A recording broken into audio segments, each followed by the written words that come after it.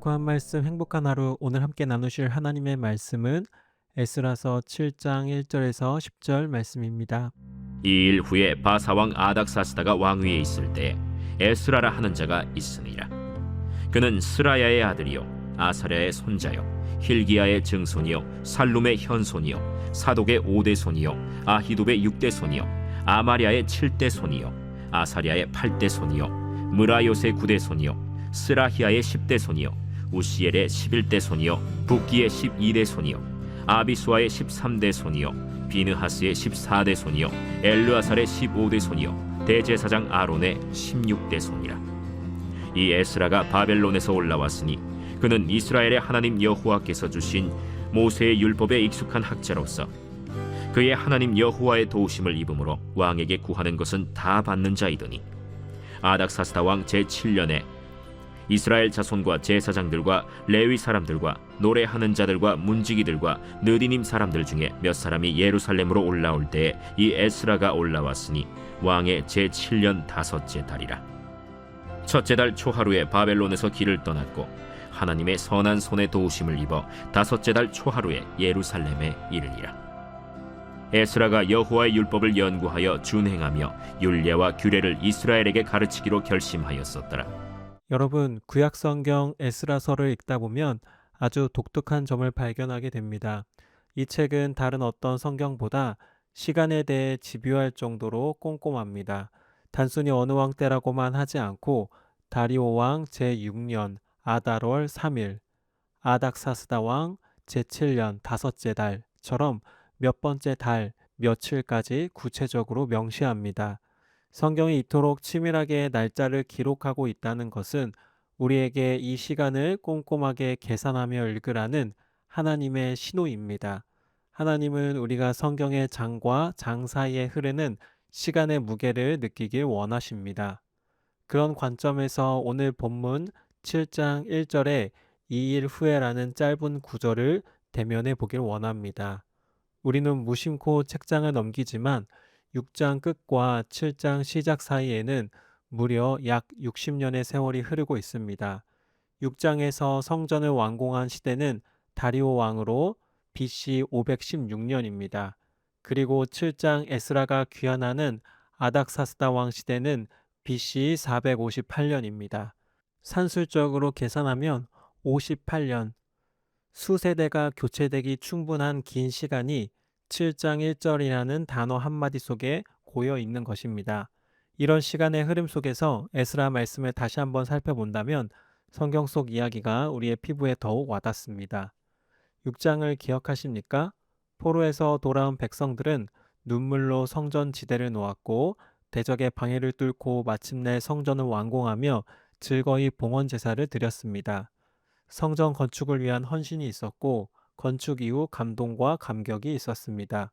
그들은 거룩했고 뜨거웠으며 오직 하나님만을 바랐습니다. 그런데 그 감격적인 예배를 드렸던 이들의 자녀와 손주들이 주인공이 된 60년 뒤의 모습은 어떠합니까? 성전 건물은 여전히 예루살렘 한복판에 서 있었지만 그 성전 안에서 살아가는 백성들의 영혼은 이미 이방 문화에 완전히 잠식되어 있었습니다.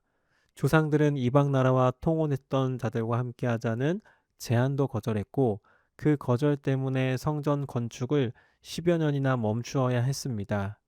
부모 세대는 믿음으로 잘 넘어갔던 문제가 자녀 세대에 이르러서는 무너졌습니다. 에스라 7장은 바로 이 처참한 신앙 전수의 실패 현장에서 시작됩니다. 성전은 있으나 신앙은 흘러가지 않고 제사는 있으나 삶은 세상과 구별되지 않는 이 암담한 상황입니다. 우리도 비슷한 상황을 만납니다. 부모 세대는 나름 신앙의 뿌리도 있고 주님께 헌신도 합니다. 하지만 정작 자녀의 세대에게는 믿음이 흘러가지 않습니다. 오히려 세속의 문화가 자녀들에게 뿌리 깊게 자리 잡고 있습니다. 이런 상황 속에서 우리는 어떻게 해야 하는가? 이 질문에 에스라는 답변하고 있는 것입니다. 우리는 흔히 신앙 전수를 위해 좋은 환경이 필요하다고 생각합니다. 교회 건물이 신앙 전수의 핵심이라고 생각하지는 않지만 교회 안에 좋은 양육 프로그램이 있다면 신앙 전수에 도움이 된다고 생각합니다. 또한 교회 안에서 부모가 한 수고와 헌신을 보고 자란 아이들은 자연스럽게 믿음이 전수되겠지라고 생각합니다. 만약 이런 조건이라면 에스라 시대의 자녀들은 좋은 환경을 가졌습니다. 그 부모들은 불모지와 같은 곳으로 돌아와서 성전을 건축했습니다. 자신의 인생을 바쳐서 수고하고 헌신했습니다. 자녀들은 그런 수고와 헌신을 보았고 실제로 동참하기도 했습니다. 또한 성전 건축이라는 이례적인 업적도 이루었습니다. 더 좋은 제사를 드릴 수 있는 상황과 여건이 마련되었습니다. 오늘날로 따지자면 더 좋은 예배와 집중할 수 있는 분위기, 조건, 환경이 모두 갖추어져 있었던 것입니다. 그런데 실패했습니다. 이런 상황 속에서 하나님의 방법은 바로 에스라였습니다. 더 좋은 시스템으로 개편하시고 더 좋은 제사를 위한 제도를 마련하신 것이 아닙니다. 에스라라는 사람을 준비시켰습니다. 그리고 그 에스라를 통해 이루고자 하신 하나님의 뜻은 명확했습니다. 7장 10절 말씀입니다. 에스라가 여호와의 율법을 연구하여 준행하며 율례와 규례를 이스라엘에게 가르치기로 결심하였더라. 하나님의 말씀을 정직하게 연구하고 준행하는 사람이었으며 그 말씀을 이스라엘에게 또박또박 가르치기로 결심했습니다. 이것이 무너진 자녀 세대의 신앙을 세우신 하나님의 방법이었습니다. 우리는 은연중에 어떻게 생각하고 있습니까? 부모의 호소, 헌신으로 아이들을 돌이키고자 합니다. 또한 공동체의 따뜻한 헌신으로 마음을 돌이키려고 합니다. 좋은 프로그램과 예배 시스템, 신방으로 돌이키려고 합니다. 모두 다 필요합니다. 하지만 가장 중요한 것은 하나님의 말씀입니다. 말씀을 정확하게 연구하고 그 말씀을 위해 자신의 인생을 헌신한 사람이 필요합니다. 유대인들도 말씀을 잘 알았습니다. 기본적으로 부모들이 자녀들에게 하나님의 말씀인 토라를 양육하고 가르칠 수 있는 수준이고 상황이었습니다. 하지만 주님께서는 에스라를 사용하십니다. 오늘도 마찬가지입니다. 철저하게 하나님 말씀 앞에 헌신된 사람이 필요합니다. 소위 말해 하나님의 말씀에 미쳐서 자신의 인생을 드린 사람이 필요합니다. 말씀이 준비된 한 사람이 이스라엘 백성에게 영향을 미쳤다면 우리 교회 안에서도 말씀 앞에 철저하게 준비된 한 사람이면 충분합니다.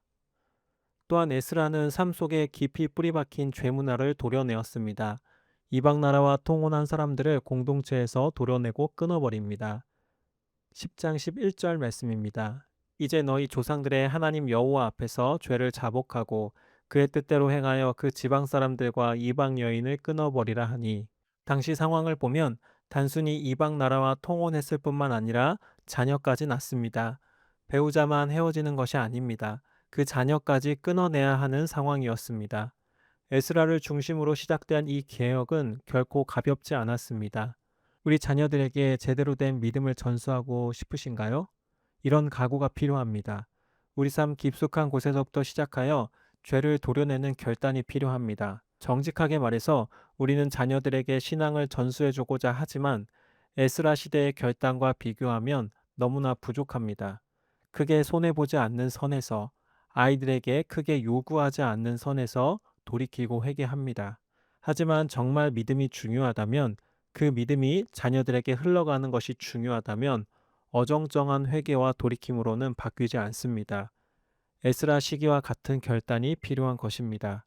오늘 이 말씀을 통해 우리의 모습을 비추시고 굳건한 말씀이라는 토대 위에 우리의 삶을 전적으로 돌이키는 결단이 있길 축복합니다.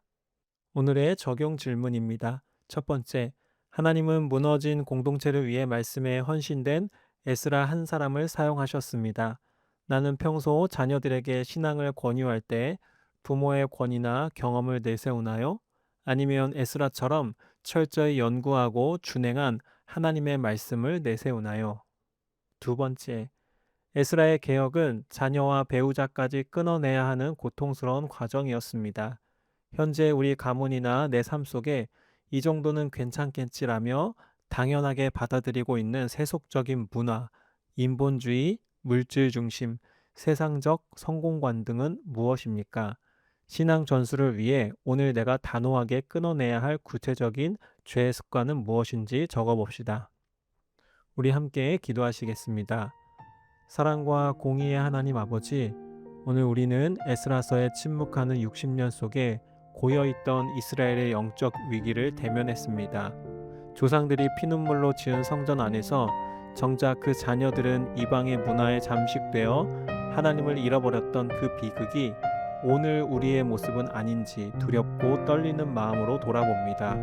주님, 우리가 자녀들에게 화려한 환경과 안락한 울타리를 물려주는 것만으로 부모의 사명을 다했다고 착각하지 않게 하여 주시옵소서.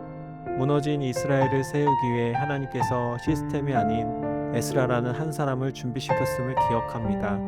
우리 역시 좋은 프로그램이나 방법론을 찾기 전에 먼저 우리 자신이 하나님 말씀 앞에 인생을 던지는 말씀의 사람이 되게 하여 주시옵소서. 적당히 타협하고 크게 손해보지 않는 선에서 드리는 어정쩡한 회개를 멈추게 하시고 자녀와 생이별을 하는 아픔을 겪으면서도 거룩을 선택했던 에스라 시대의 결단이 우리 안에 회복되게 하옵소서. 우리 삶 깊숙이 뿌리박힌 세상의 가치관과 죄의 문화를 단호히 도려내게 하시고 오직 진리의 말씀이라는 토대 위에 우리 가문과 교회 신앙이 다시 세워지게 하옵소서.